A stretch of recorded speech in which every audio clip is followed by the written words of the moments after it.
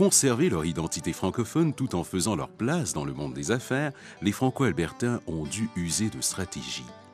C'est en faisant équipe, entre autres avec les coopératives, qu'ils ont su préserver l'identité francophone de l'Alberta tout en ayant une autonomie financière.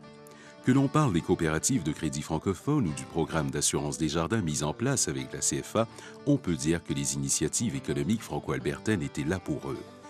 Et puisqu'au milieu du 20e siècle, plusieurs étaient agriculteurs, c'est à ce moment que la coopérative d'aménagement régionaux et de développement agricole, CARDA, a été créée. Pendant près de 40 ans, cette organisation favorisait la vente de terres par des francophones à d'autres francophones. David Caron, chargé de cours au campus Saint-Jean, raconte. Alors, le CARDA a été créé à la fin de la Deuxième Guerre mondiale, suite à la Deuxième Guerre mondiale, bien sûr, mais l'idée, c'est que durant la Grande Dépression des années 30, on a eu une grosse sécheresse en Alberta, ce qui a fait que beaucoup de terres étaient devenues très peu rentables ou très difficiles à rentabiliser. Arrive la Deuxième Guerre mondiale, beaucoup de ces cultivateurs-là s'en vont à la guerre. Alors, quand ils reviennent, ils se retrouvent maintenant avec une terre qui a été ou bien abandonnée ou bien très peu utilisée suite au manque de main-d'œuvre ou à cause de la température qui avait un peu détruit les terres avant la Deuxième Guerre. Alors, on se retrouve dans un contexte où les francophones ne veulent peut-être pas continuer à être cultivateurs.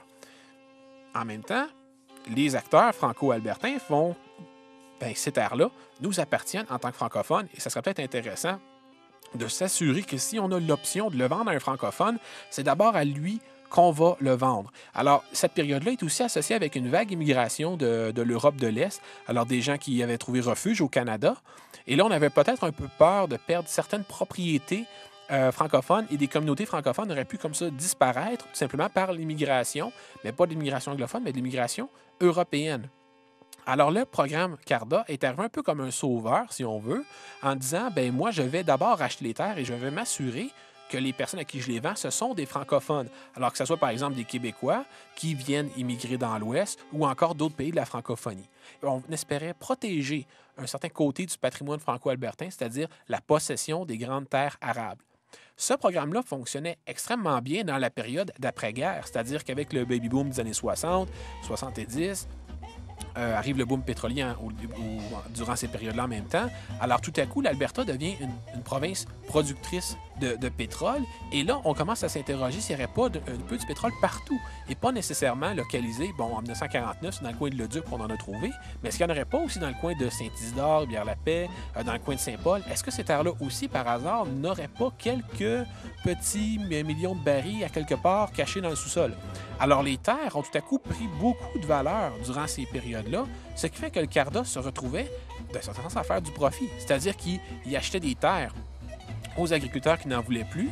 Alors, probablement qu'il y avait un prix relativement intéressant quand ils les achetaient. Et de l'autre côté, il y avait beaucoup de gens qui voulaient investir dans ces terres-là, pas nécessairement pour l'agriculture, mais peut-être pour les ressources qu'il pouvait y avoir en dessous.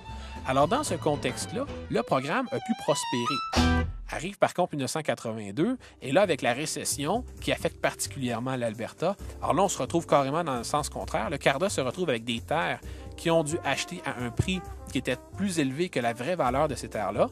Et là, plus personne ne veut les acheter parce qu'il y a moins de chances peut-être qu'on trouve des ressources ou encore qu'il n'y a plus de cultivateurs. Alors, les prix des terres ont diminué, a fait que le CARDA a fait des pertes très importantes. Et maintenant, qui pouvait maintenant reprendre le CARDA, on a dû avouer que, étant donné l'ensemble des terres qui étaient gérées par le programme, il était impossible pour qui que ce soit de reprendre possession de ça. Alors, on a eu quelques investisseurs privés qui ont essayé de reprendre le dessus avec le programme, mais finalement, ça n'a jamais marché. Le secteur privé, bien sûr, ayant pour but de faire du profit dès qu'ils voient une opportunité, mais si ça ne marche pas, ils sont les premiers à s'en sortir. Alors, le CARDA a dû s'avouer vaincu en 1982 et a disparu.